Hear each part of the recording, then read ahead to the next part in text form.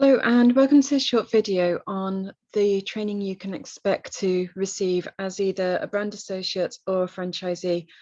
As a brand associate, we won't go into it in as much depth as we will as the franchisees, but you will be able to access additional trainings which will cover some of this at a later date. But the training is basically split into two parts. We've got the first section, which is going to be about you, and then the second section, which will be looking at the student that you're going to be working with. In the first section, we will look at you and your personal vision. So why do you want to be a tutor? What is it about tutoring that's motivating you? And then from there, we'll look at who do you need to be to achieve this? And then from there, we'll look at the actions you'll need to take. So for example, when I first started tutoring, I had no confidence whatsoever. And I was also very disorganized. So I knew it, as starting up my own business as a tutor, I needed to become more organized and I needed to find some confidence from somewhere. And as stupid as it seems, but one of the first things that I did was I bought myself a file of facts. Why? Because it made me feel confident. It gave me something that looked professional in my mind. I mean, these days I don't use it. I've changed my systems and I just stopped using it a long time ago. But at the time, it made me feel confident having this file of facts because it was something that I felt looked professional. And then it also helped to keep me organized. So that file of facts, to me, symbolized confidence and organization, and that's what worked for me. So we'll have a look at what you need to be, if there's anything you need to do at all to help you achieve a successful tutoring business.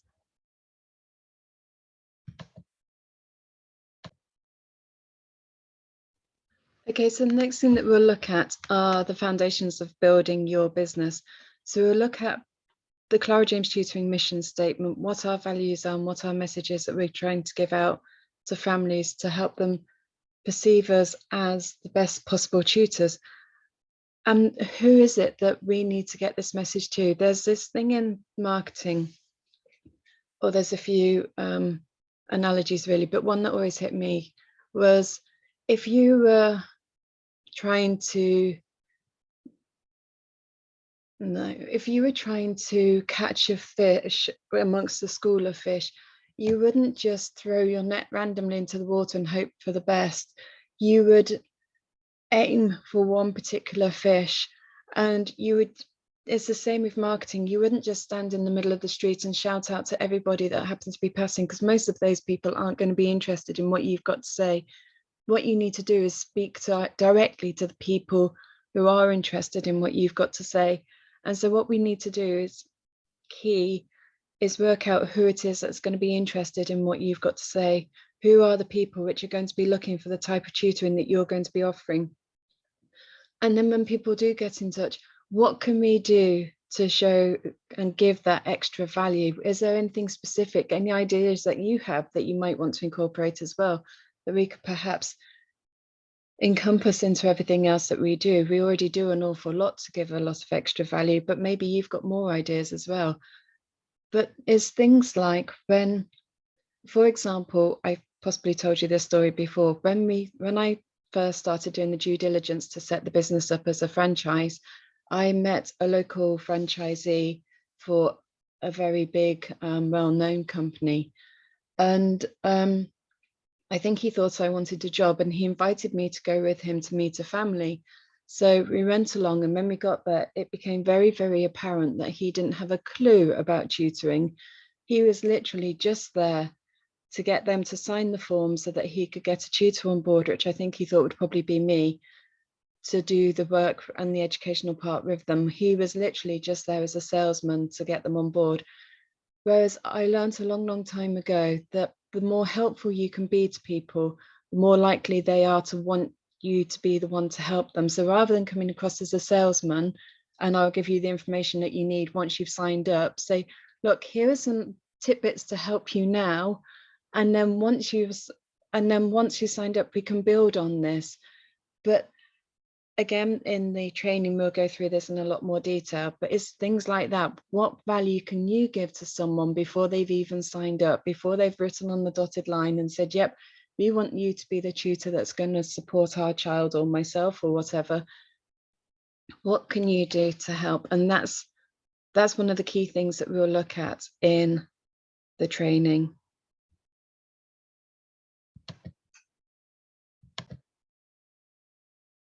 Okay, so the next thing we need to do, having established who you want to help and how you're going to initially support them, is actually getting your business out there so everyone finds out about it. And so in the training, we'll look at social media, and in particular, setting up your Facebook page. We'll look at building an email list, because what will often happen is a family will get in touch and they'll say, do you have the availability to help my child with blah, blah, blah in 6 months' time? I want to get in touch early because I literally had this conversation with someone yesterday. She was looking for a tutor for the 11 plus. Her daughter's only in year 3 at the minute, but wants to start them in year 4. And she said, it's easy to find a tutor, but it's hard to find a good tutor. So I wanted to get in touch with you now. But the thing is, in the 6 months between now and her starting working towards the 11 plus in September, a lot's going to happen. It could slip her parents' minds, it could slip my mind. So what I always suggest you do, or it could be that someone's got in touch now and you don't have the availability as your business picks up speed. So they ask you to be put on the mailing list. So, and they ask for you to put them on your rating list. And so that's great, but people forget about you. So what I suggest you do is we work together, and you can either use my mailing list that I send out each week, or you set up your own so that you stay fresh in people's memories. They don't forget about you and move on, because they've obviously liked what they've seen in the first place to have got in touch with you. Some people will inevitably move on, but there will be those that, if you stay in touch, will say, okay, now you've got the gap, please can you let me know? And those people will often refer you to other people as well, but that's something else that, again, we'll obviously cover in the training. And the other thing is talking to people.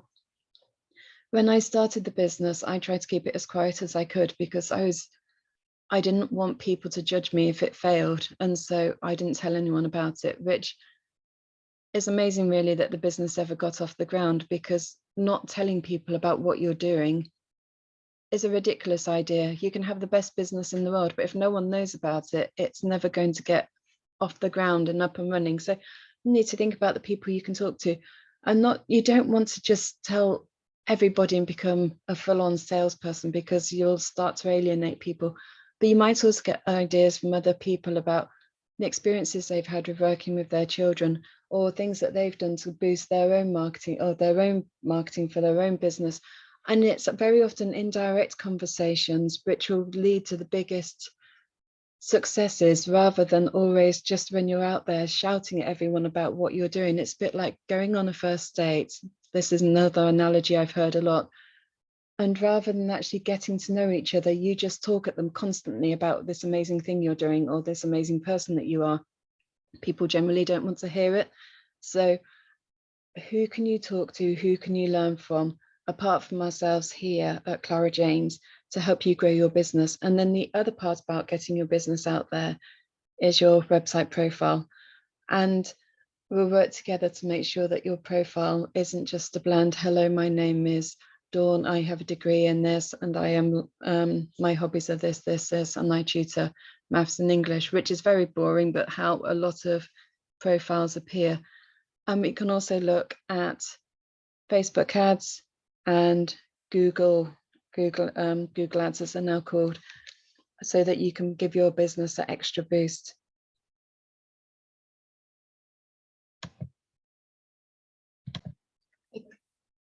Okay, and then the final two parts for this section about you are: what are your mini goals? How many hours do you need to work as a tutor? Or if you're going to be working as a franchisee, how many tutors do you need to get on board to help you realistically reach your mini goals? What are they? What are your beliefs around money?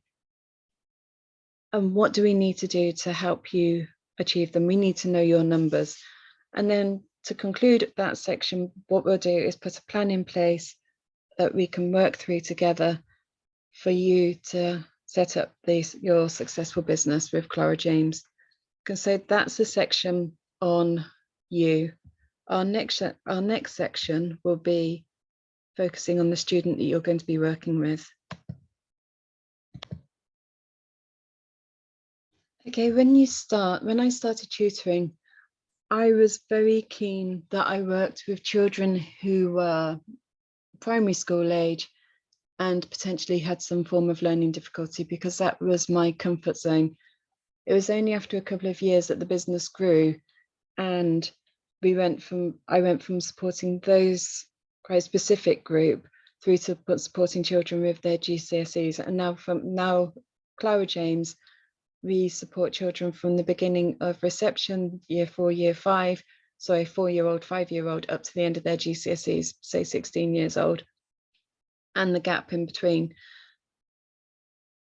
We support maths and English, that's the age range, but for you may be more specific. You may have a specific subject that you want to support. It may be maths or it may be English, or like me, you may feel confident that you could probably do both, especially with the resources available to help you. You may feel that you want to work with younger children. You may feel that older children are where you'd feel more confident. You will need to look at your geographic area, and so that will support the marketing that you do, but you'll also need to think about will you be doing it online or in the child's home. We all need to think about, does this child that I work with have any learning difficulties? So when I put out my marketing, I can say that this is a particular interest of mine, and this is something that I feel confident I can help the child with. And so the better you get to know the child you want to work with, the easier it becomes to then format your marketing. So the two are very closely interlinked. But the other thing is, if you start too broad, you're going to be having to take on so much information at the beginning that you're just going to make so much work for yourself. Whereas if you start a bit more niche, get a reputation for being the best that there is in that area, and then move on from there. So it could be that you say, okay, I'm going to do maths from reception to the end of GCSE, or year 5, or 5-year-olds to 16, or I'm going to just do maths for secondary school, and as a franchisee I'm going to find someone else to do the English for me or the younger children for me. That will be at your discretion as a franchisee. As a brand associate, you will be more of a sole trader within the business, but we'll talk about that as well. And you'll also want to think about, do you want to work with children who are purely just mainstream, or like our reputation has helped us to build up, are you interested in finding out and becoming a specialist in dyslexia, autism, etc., and so that you can really hone in and support those children. So getting to know the students as well as you can will be very, very, or hypothetical ideal student. I mean, we can't go, when you actually do the marketing, you can't be as niche as that, but in your mind, if that's what you know you're looking for, it's far easier to then find those students, rather than people getting in touch who are looking for A-level science support. It's wasting their time by getting in touch, because you're not going to be able to help them, and it's wasting your time because you're not going to be able to help them. So being focused on the students that you want to work with will be beneficial for you and families.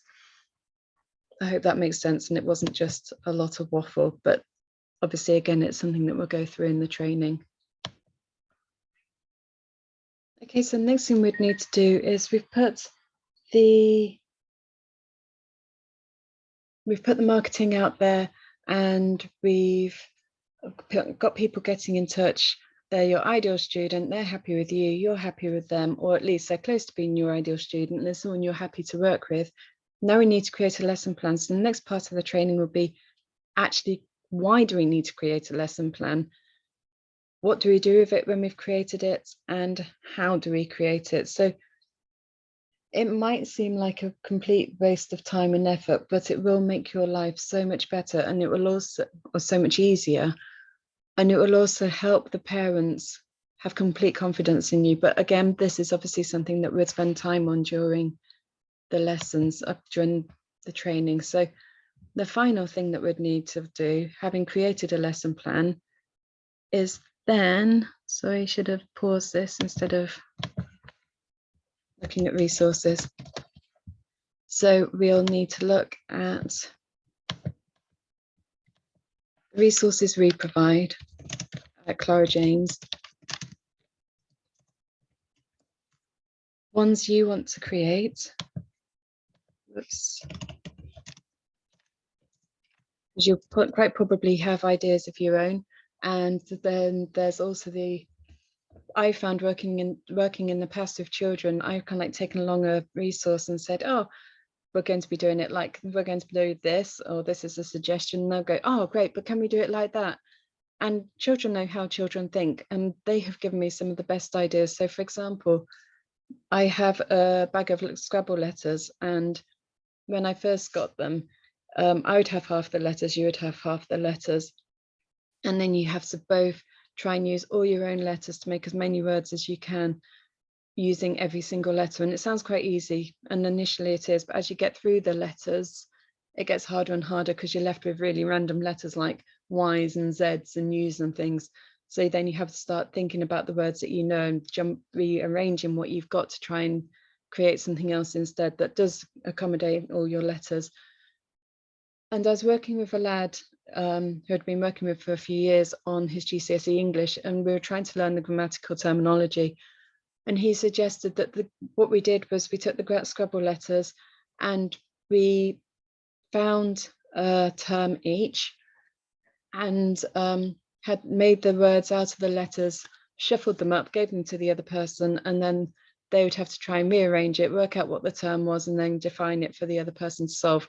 Brilliant. And I have used that game so many times in so many different ways since. So a lot of franchises say, well, these are the resources we use, hard and fast, use these and don't deviate. Whereas I believe that children we are all individuals, and so what works for one child may not work for another child.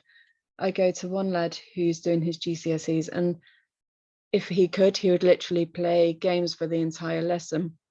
I go to another lad and he likes to know exactly what we're doing. He knows he's got an exam coming up, so he likes to work through past papers, and he just likes to go over and over different papers because it gives him the reassurance of what he's going to be doing in the exam.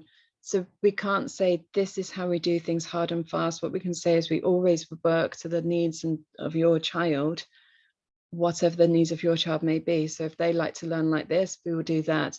They like to learn like that, we will do that. Ideally, we'll use a combination of different resources so that we are making multiple memories and meeting their needs. And then the final thing is obviously generic resources which are available on the internet. And I'll tell you about some of the sites that I use and other ones which are available, but there's a lot of sites out there. Some are definitely a lot better than others. So that would be, oops, the resources.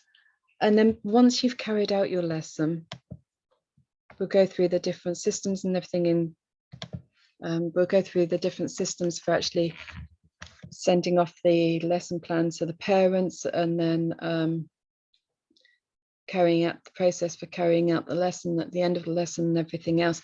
And then one of the key things to helping your business grow will be getting feedback afterwards.